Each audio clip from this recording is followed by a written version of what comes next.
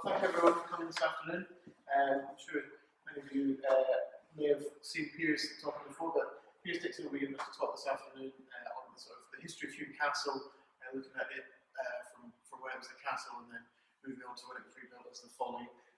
Piers worked for several years as at the Royal Commission, which latterly became the Historical Environment Scotland, and has done extensive work throughout the borders, and particularly at Hume Castle, doing the extensive survey work back in the 80s, and then more recently doing, which I think we'll be talking a little bit about, sort of more modern drone aerial photography sort of survey of the castle and the surrounding settlement. So I'm not going to try and explain any more than that. I'll let Piers go into the detail.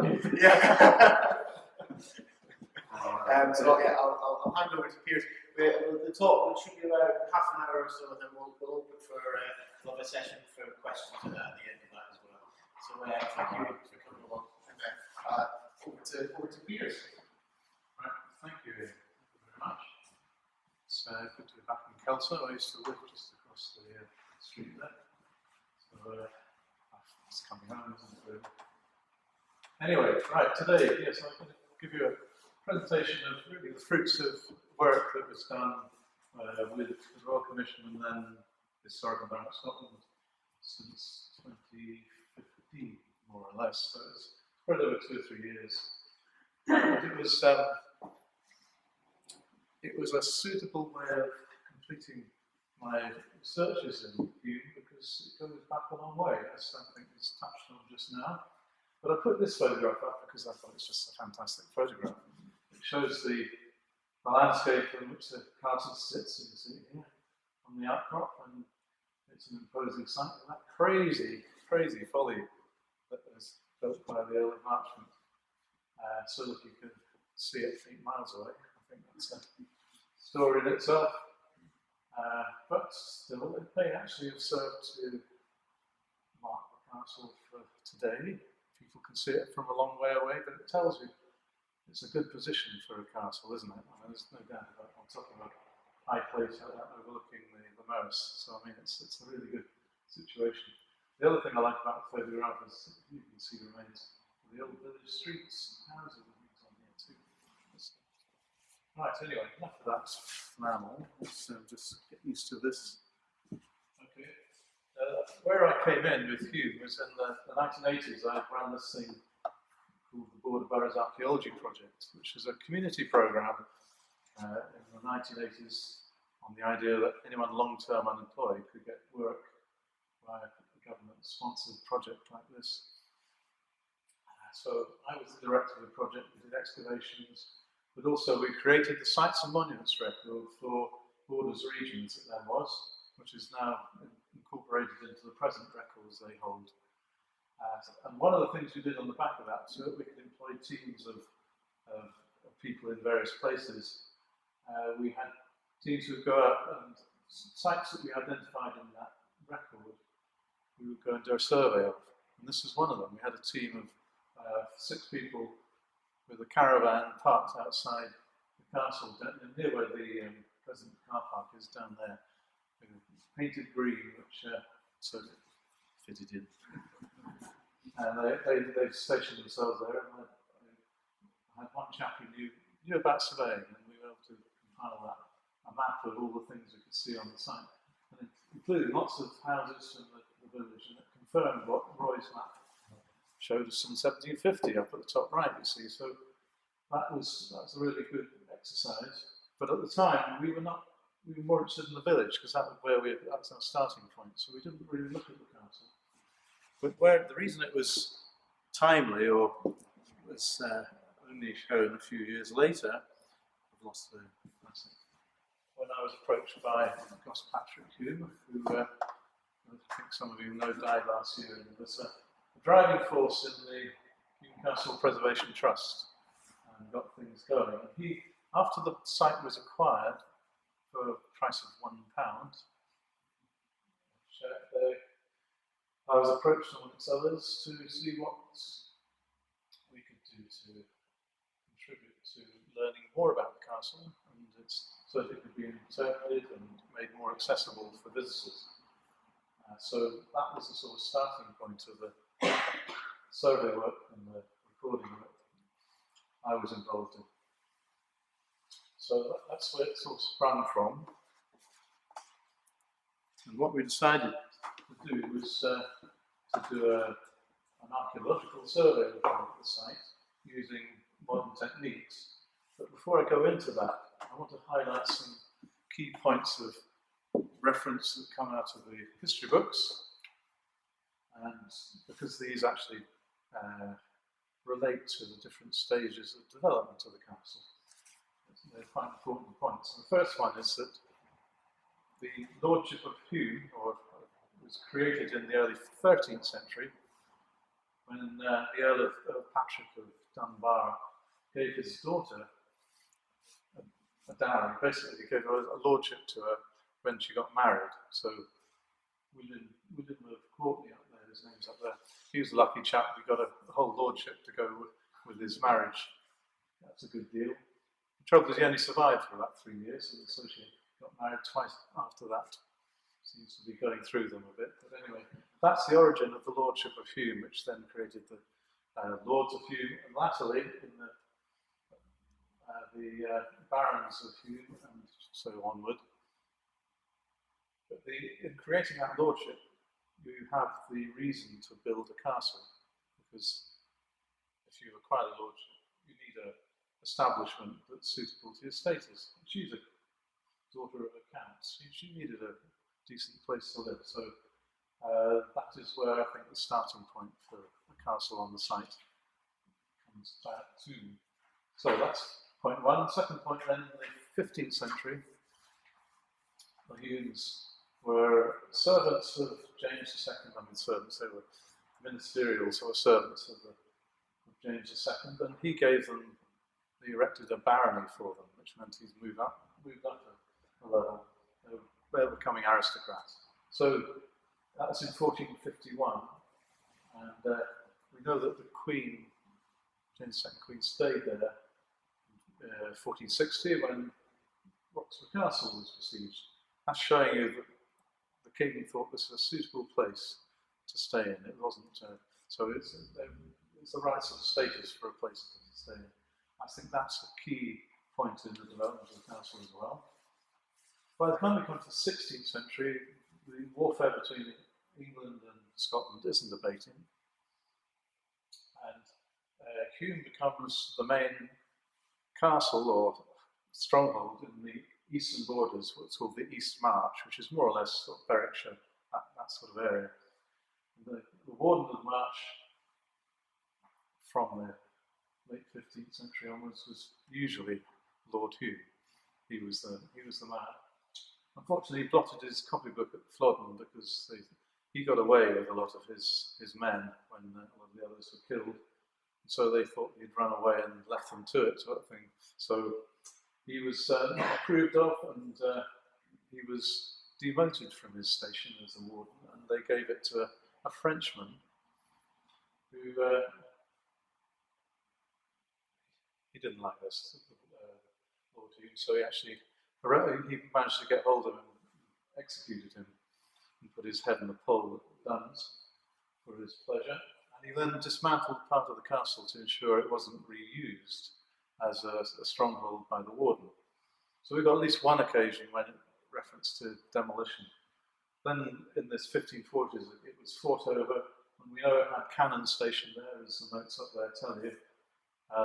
It changed hands a number of times, and there were refurbishments and additions to the fortification. So it's become an artillery defence, a place that used artillery in its defence. So that's another significant change. And then finally, as a castle, it ceased to be such when Cromwell's army retook it, or took it under half of Cromwell's forces, and then slighted it. We don't know when they say dismantle a castle, it's often not as dramatic as you might think. Maybe they took the battlements down, or they knocked a key wall down so that it could no longer be easily defended. So you have to spend a lot of money to get it back up to standing. So it doesn't necessarily mean that everything was flattened. Maybe some parts are flattened at different times. But anyway, we'll come back to that idea. So that's the sort of end of the history of it as a castle. There is one final thing that I'll refer to there is that we know at the end of the 17th century, Mistress Humes paid tax for 4 hearths, which means she had probably a 2-storey house, whereas all the other people who lived in the village had 1 hearth as a standard. They basically occupied cottages. So where was this house? And I think the most likely place is at or next to the castle. So we shouldn't necessarily assume that it completely ceased occupation at that stage. But I suspect that the battlements were no longer in use. So you've got to imagine by the 18th century it's pretty much a ruinous structure. And so when the Earl and Merchant decided to make a folly on top, in a way, it was a conservation measure, of course, isn't it? So I want you to hold those in your mind, because right. So how do we go about our survey in the 1215, 16?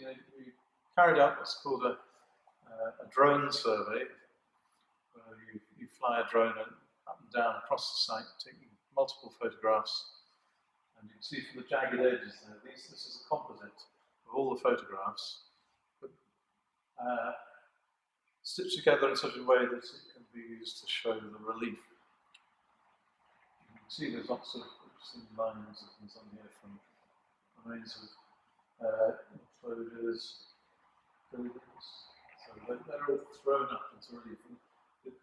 You can also throw light in different directions. You can see down here with throwing light from the north. The beauty of it, you never get light from the north, so you can highlight things that you wouldn't normally see. So it's a photogrammetric model because of the multiple images we've got. So that was a starting point. A lot of that's done remotely, but then the next stage is you've got to go and look on the ground. There's no real substitute for looking on the ground. It takes you so far. And what we did from that is build up a picture from walking around with printouts of what I've just shown you. So then you find, right, that's a building, and you mark out where the walls of the building were. You mark out the walls of enclosures and see the walls of the Folly. But what we also found, and I haven't got a pointer as such, but other features begin to appear, such as this ridge at the east end, and there's might be a ditch there. So you begin to pick out things. There's a funny terrace just outside the entrance to the castle. Things that just start to lift out, as well as all the other things. So we're beginning to get some grips with it a bit. The other thing you see, you'll know if you've been up to the castle, you don't have to go up steps. You can go approach it from the west. There's a ramp which leads up to the corner of the castle there. There's a relatively gentle slope up to the present castle and the present entrance to the castle.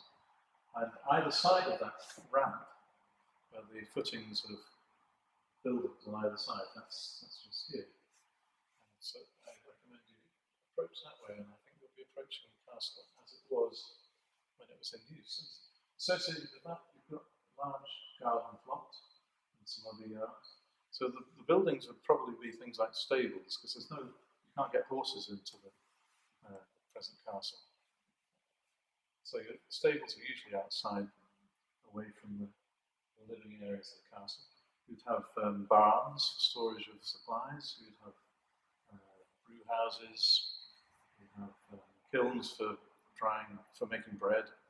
So there are a number of things. And you might also have then retainers who would be looking after the castle when you weren't in residence. So there's a good reason for it. So the castle isn't just the tower, or it's other things as well. And what's wrong with that one? If you go to Smailham, you've got the same kind of thing. You've not only got the castle with walls around this tower house, that's an interesting one we'll be trying to.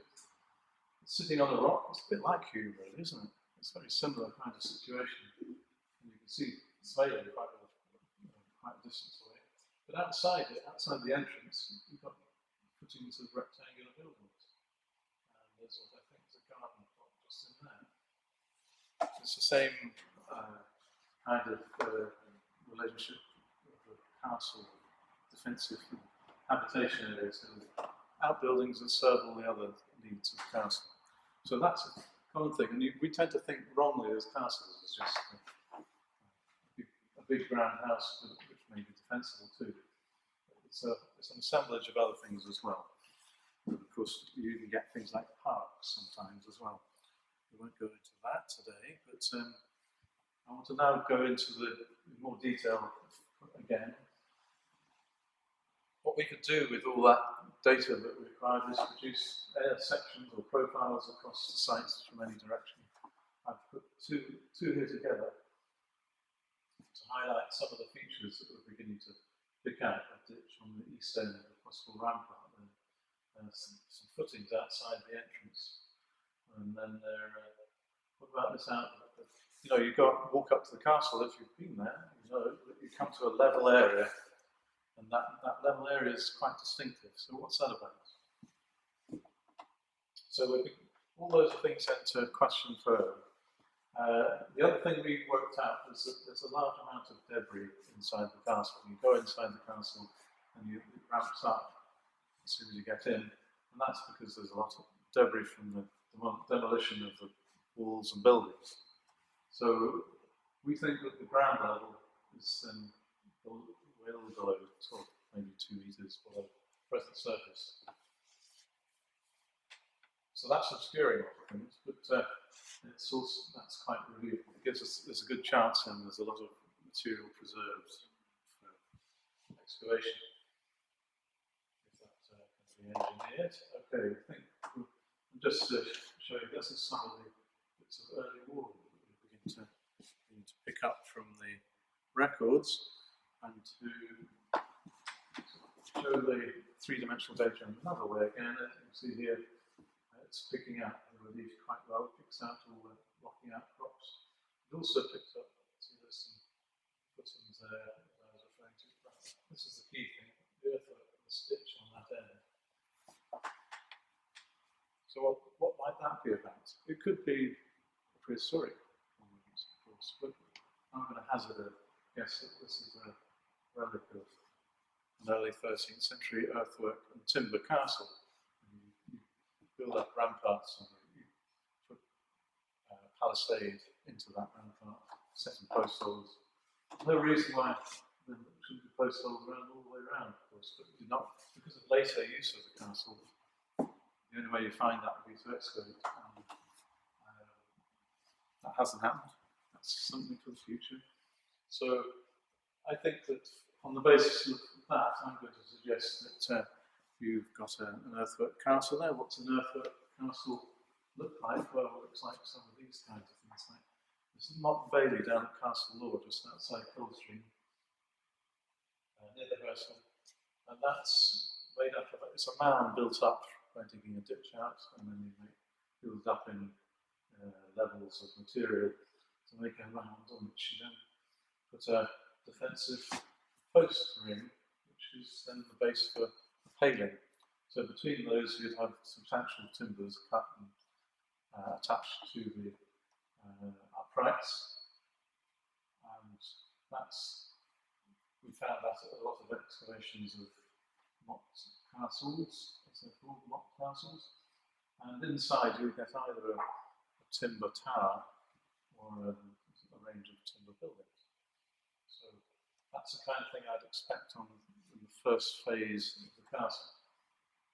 I know the evidence is quite slight, but of course at Hume, it's a natural outcrop already, so they're making use of something that's already there. Same way that Roxburgh, just outside Kelso, along the way, they've made that castle mound by cutting through the ridge, the gravel ridge, and with a ditch either end. There's actually 2 ditches on this end. That creates an elongated mound, which then you can build ramparts around. So that's another way of doing the same thing. Okay, so that's the first phase, that's Ada's castle, notionally. Okay, then we move on to what's called the castle of enclosure. which is essentially the base of the present castle. So I hope that this part of the talk, I hope we're going to change your idea of what Hume Castle is and what it made out of. So what I think we've got, this is essentially the same plan and outline, but the walls are rather thicker. You've also got these round towers. There might have been another one here, and this side of it's been rebuilt so many times I don't think it's in its original shape. So there could have been more round towers. And this is a form of castle that's typical of the 13th and 14th centuries, where you don't have a central tower as such within it. It's the enclosure itself is the castle, and the towers around it provide the extra strength. Where the entrance is, I don't know, because I don't think that the present entrance can be the original one.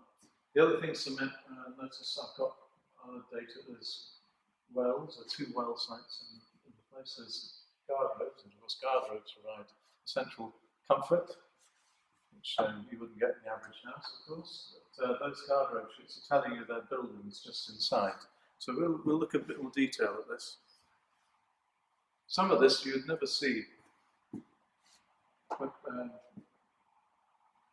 need to be a climber to get up here. I mean, I think I managed to clamber up and stick my head over to find Sirius. There are some facing stones there, just in this bit there, which I can highlight for you.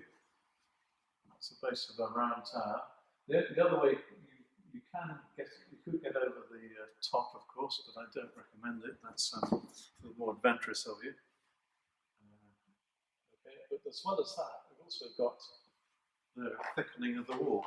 It's only 10 to 15 centimetres, but it's enough to tell me that it's an earlier wall underneath. It's not the same as the Folly construction on the top. So that's telling me that there's an early wall with a round tower base. And what would a round tower like that look like? Well, this is at Bothwell Castle in Lanarkshire, and so it's built out on an outcrop of rock, same way. A very high tower, getting up to about 30 feet probably when complete. I think with its own guard road there, very nice. It's this one here. It's projecting from the wall line. It's not a complete round tower, it's a projection, but it's still quite an imposing thing and provides extra strength. Now, the other walls of the castle are actually set forward from this is the Folly wall. That's the base of what I think is a round tower jutting out in front of the present entrance. But to either side of it, you've got the footings of the wall. You can see stone, this is mortared stonework from the core of the wall. And then here, running down the other side, you see the facings of stonework down there. This is evidence then for an earlier wall that tells me that you've got a much thicker curtain wall there. So what you're seeing, the present wall there, cannot be of original construction. So you've got at least one, in fact you've got this space, you've got Folly, but we'll look again at this wall, so maybe some interest in that later. Same thing at the other end of the castle, we've got footings of stonework here, and that's there. It runs along here. There's a terrace that's grassed over, and then eventually it merges with the, I'll call the Folly line of the Folly wall. But there is a blocked entrance at this side. On the inside of the wall, there's this blocking, so you can see it's submerged almost because it's all the rubble. And that's the other end of this. But this, I think, has been put in when they did the Folly to tell people that there had once been an entrance there. But I don't think that belongs with the early phase. I think this is the evidence from the early phase, and all it is a footing of walls. So it's been a complete rebuild. Where do we find parallels? We find parallels to this sort of thing in many parts of Scotland and in Clover Castle, but I thought I'd use this one in southern in Dumfriesshire, Hume Castle, which is a castle owned in the 13th century by the Kirkpatrick family, who gave their name to Kirkpatrick Fleming. And the castle there, their castle is very similar in dimensions to the enclosure at Hume. So, and what's more, it's got some round towers, in this case, one from the original period and some additional ones being added on. It's got ditches because it's in relatively level ground, whereas Hume doesn't need ditches on that. So that's a good parallel. It was Kirkpatrick's chose the wrong side in the Wars of Independence.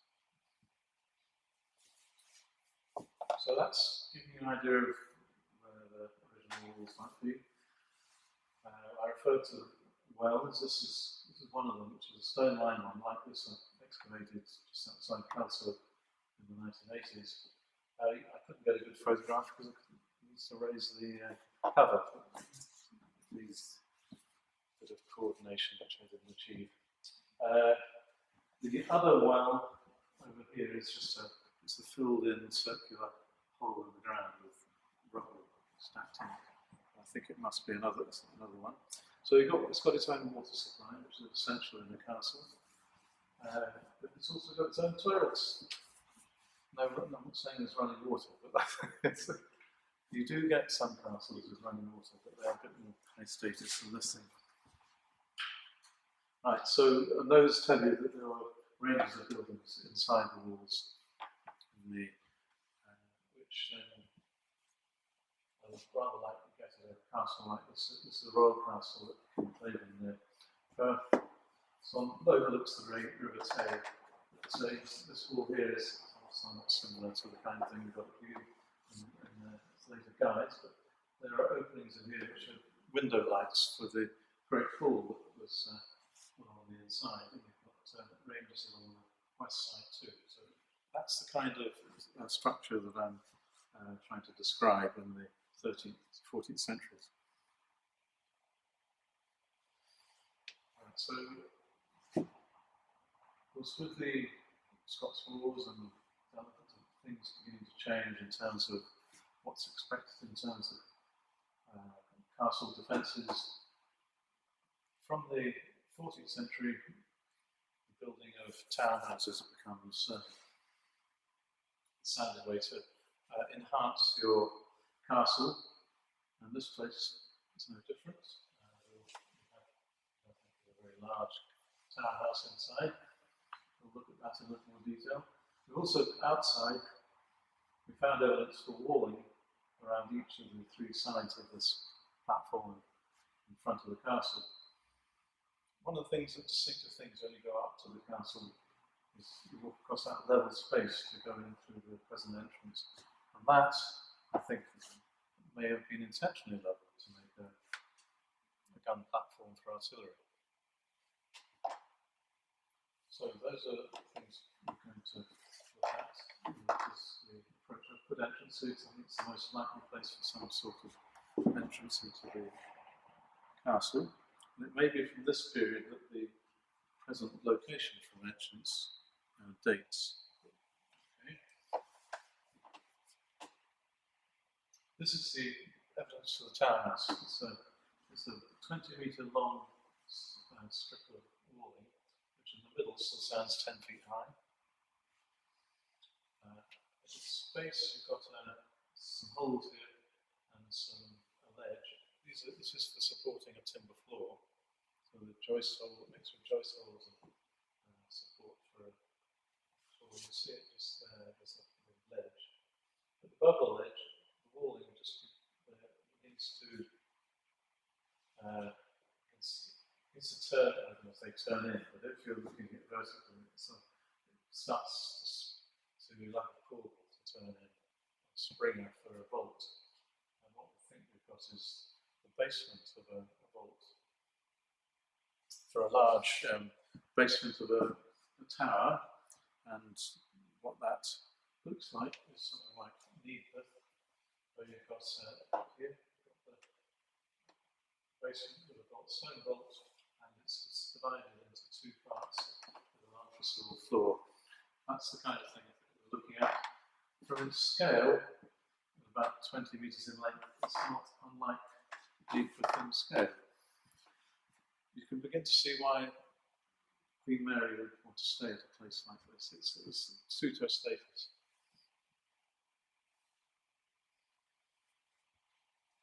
same time, sometime in the either the mid-15th or maybe into the early 16th, we start to introduce artillery defences, and we have some here. We've got a gun loop here, and then a slit there. A slit doesn't need to be a gun. That doesn't need to be anything to do with artillery. But this is definitely designed to deal with early forms of artillery, and it looks like it's in situ rather than being reconstituted. There is a small round one there, which is at the base of the wall. It can't be in its original position. It's been shoved into a recessed hole. You can see it there in the wall.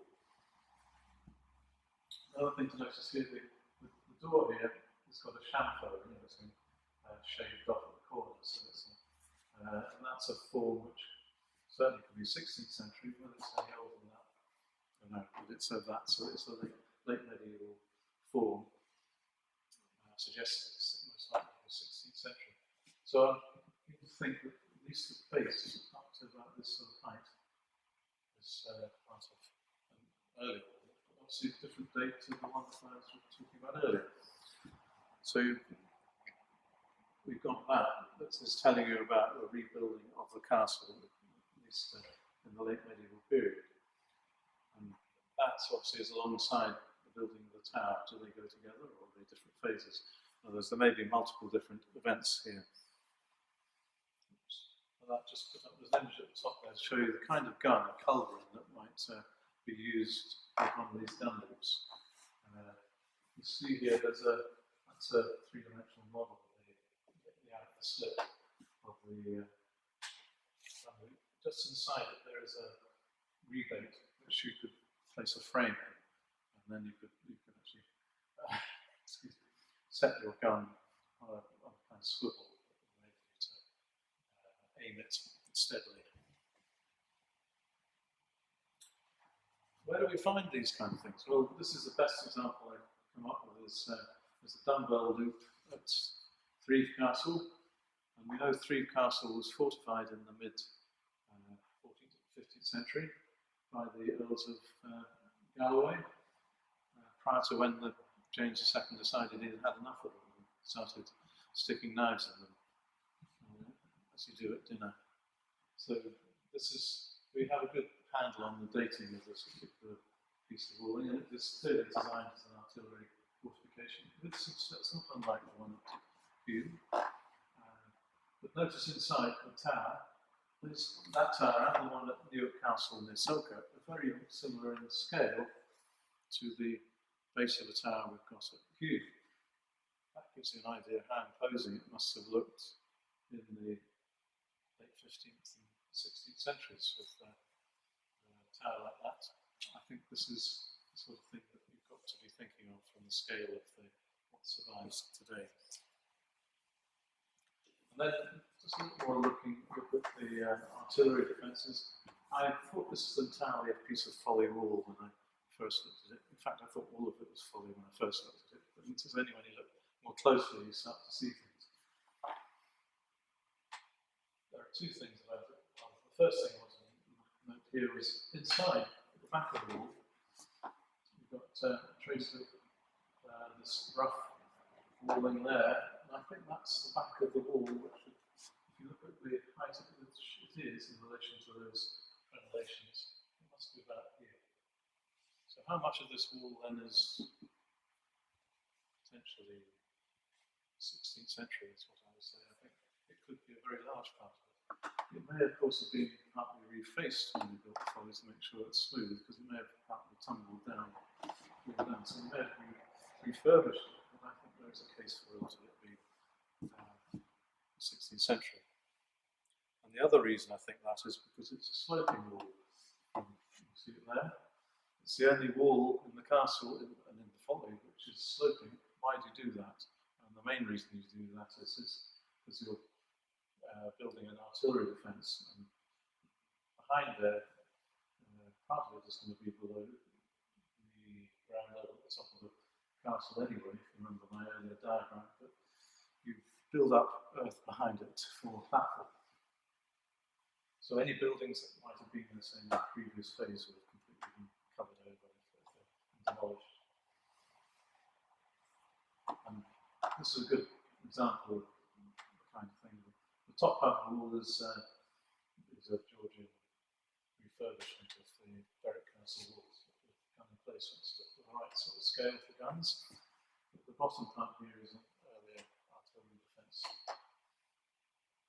So that's why I think we've got substantial artillery defences that we're cognizant with in a place of importance in the 16th century. I'm sorry, I didn't know. That's one example of some of the surviving footings that you can trace around the edges of the mound or platform. So, what do I think it looked like? Not like that. But these platforms, though, to give you an idea of what the platform at the west end might have looked like, with a series of guns stationed around the three sides on a platform, which then commands the whole of the west end. There may have been guns on the other bit adjacent, which I've just been talking about. I really do like the drawing here, though, from the 16th century, made at the time when these things were being constructed in the 1540s, which shows you they would have also added, there's a lip here, which the guns would shoot over, but you use wickerwork bundle with earth inside it to make a defence for the people shooting. So that gives you some idea what it might have looked like. Just to summarise and come to a conclusion, I think we've got four main phases then in the development of the castle, from an earthwork timber castle on the top in the early 13th century, developing into a castle enclosure with round towers added onto it, based on what we can see on the ground, and then converted into an artillery fort with a great tower inside in the 15th and 16th centuries. And then finally, on the ruins of whatever was there in the end of the 18th, they just built the current walls and the Folly. So that's our basic summary of the development of the castle. It's then, so it has, if you like, its glory is, to my mind, this period. It's a lesson opposing castle before that, but at this stage, it's one of the key strongholds in the Scottish borders. So I think I'll draw that to a close. I did write out some of this as well, but I think I'll just draw it to a close. I think the only other point I want to make is to remind you that I think there's more to the castle than just the immediate defensive and core part of it. To remember that you have outbuildings, you have gardens and things that are all part of what makes up a castle. Okay, and I think I'll say thank you for listening. And I have a completely different idea about Hume than when we started. Thank you.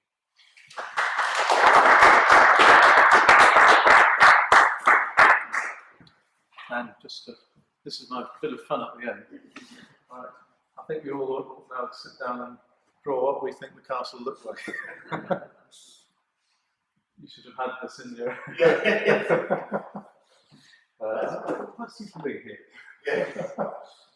Maybe it's thinking out of the box. That was good. Thank you very much, Piers. That was really fascinating. Really good overview of the evolution of the castle. We've got some time now. If anybody has any questions they'd like to ask Piers, then please go through. It was interesting to me to see that the tower at Hume is much later than I'd imagined, and later presumably in Smailham. Would it have been later than Smailham? Well, Smailham is the tower house there is. You said the one was about 1550. I thought Smailham. No, I didn't say that. What I'm saying is, I think it's probably built before 1460. Oh. And I think it's like the kind of thing we see at Reeve or Newark, which date a bit earlier. Would it be similar in size to Smailham, bigger than Smailham? Bigger than Smailham. Bigger. Smailham can be seen from the castle, is quite imposing. It would have stood up higher than the highest bits of the Folly, the pinnacles of the Folly are as high as that would have stood. It would have been very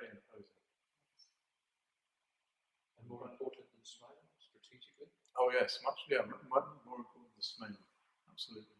There are only two important castles in the East March by the 16th century, and that was Hume and Fast Castle.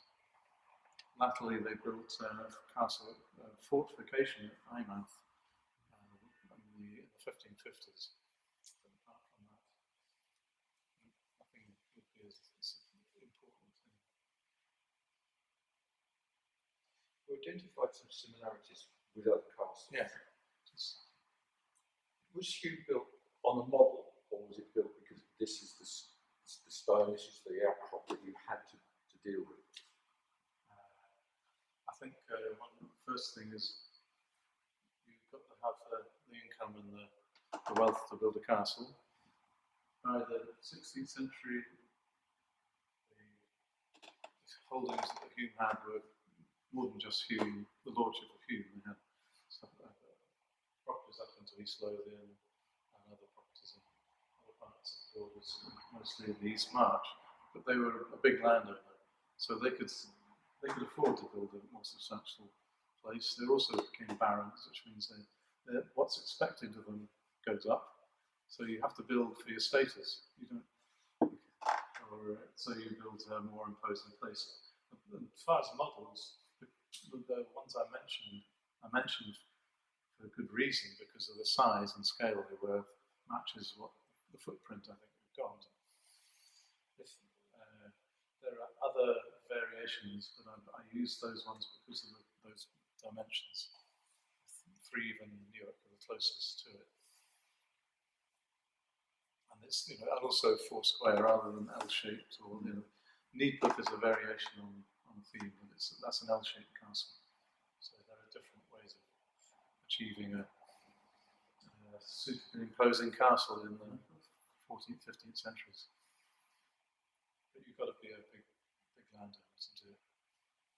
I didn't realise there were two wells. I mean, presumably the well would be important. I mean, hey, I've got to supply water. I've got high ground, I can build it here. Yeah. It always amazed me why the wells, I don't understand geology, etc., but why the wells in such a high place? Well, I think that's quite deep. I don't know if you've got on the depth of where the water table is. When the mechanism wasn't where you could see very far down, really deep, wonderfully fashioned as well. There must have been a huge engineering feat to get that. Yeah, I mean, I think, but there are quite a lot of castles have deep wells, and they've got to maintain water if they want to be able to hold it. It's going to be inside, isn't it? So, but it's a very hard rock.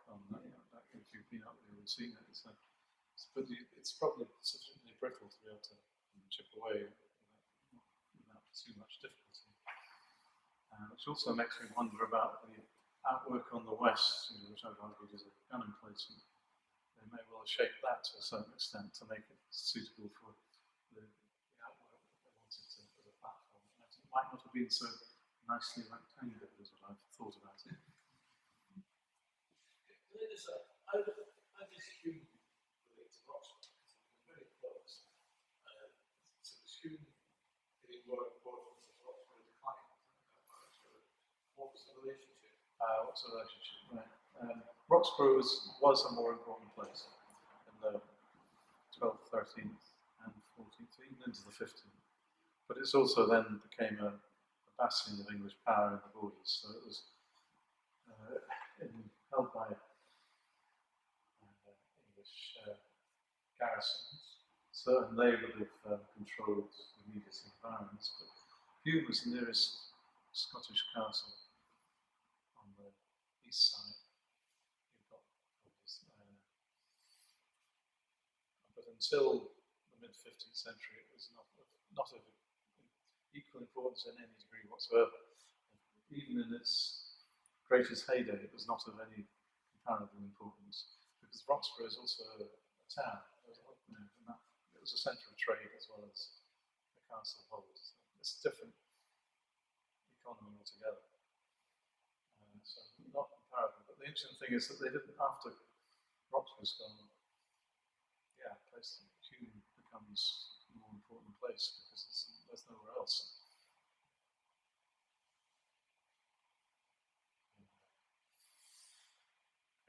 Any other questions? I'm just wondering about the original entrance. As you say, when you go up there, it's much steeper and you can see it's a much more defensive place if someone's coming in. But if it has a central now, we don't have more defense that works towards that.